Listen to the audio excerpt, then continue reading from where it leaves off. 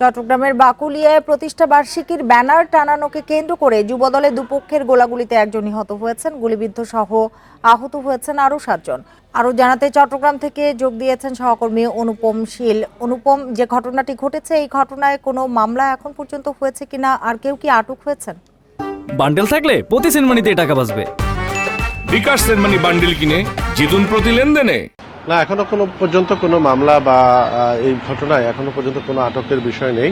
তবে পোস্টমর্টেম যে বিষয়টি আছে, অর্থাৎ সাজ্জাদের মরদেহ পোস্টমর্টেমের জন্য চট্টগ্রাম মেডিকেল কলেজ হাসপাতালের মর্গে রাখা আছে। সেখানে তার পরিবারের লোকজন অপেক্ষা করছেন। একেবারে শেষ মুহূর্তের যে কার্যক্রম বা আইনগত যে প্রস্তুতি বা আইনগত যে কার্যক্রমগুলো চলে সেগুলো এখন চলছে।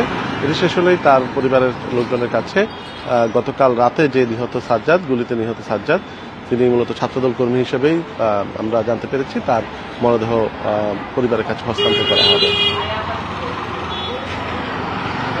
পরিবারের পক্ষ থেকে অনুপম কোনো অভিযোগ করা হয়েছে কি বা কিছু বলা হয়েছে? আর স্থানীয় বিএনপির যারা আছেন বা ছাত্র দলের নেতৃত্ব পর্যায়ে যারা আছেন তাদের কোনো বক্তব্য পেয়েছেন?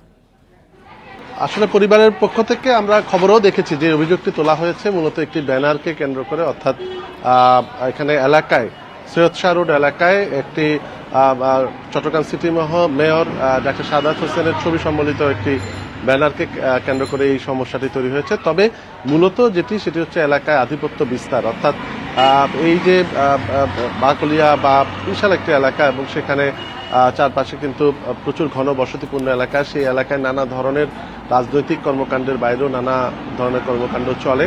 সেখানে আধিপত্য বিস্তারটা একটা অত্যন্ত গুরুত্বপূর্ণ বিভিন্ন পক্ষের মধ্যে। তো আমরা এর আগেও দেখেছি যে এই অ্যাক্সেস রোড কেন্দ্রিক আরও বেশ কিছু ঘটনা ঘটেছে, মারামারি গোলাগুলির ঘটনা ঘটেছে।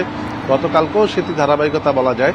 এবং আমরা যদি বলি যে গত রমজানের ঈদের 2 দিন আগে এই অ্যাক্সেস রোডে কিন্তু দুই পক্ষের গোলাগুলিতে 2 জন মারা গিয়েছিল।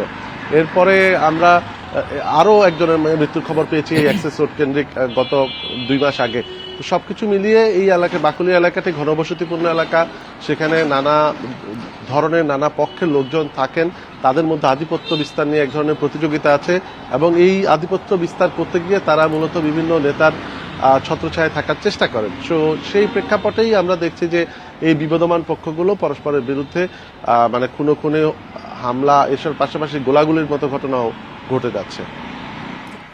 অনুপম শীল, আপনাকে অনেক ধন্যবাদ আমাদের সাথে যোগ দেওয়ার জন্য।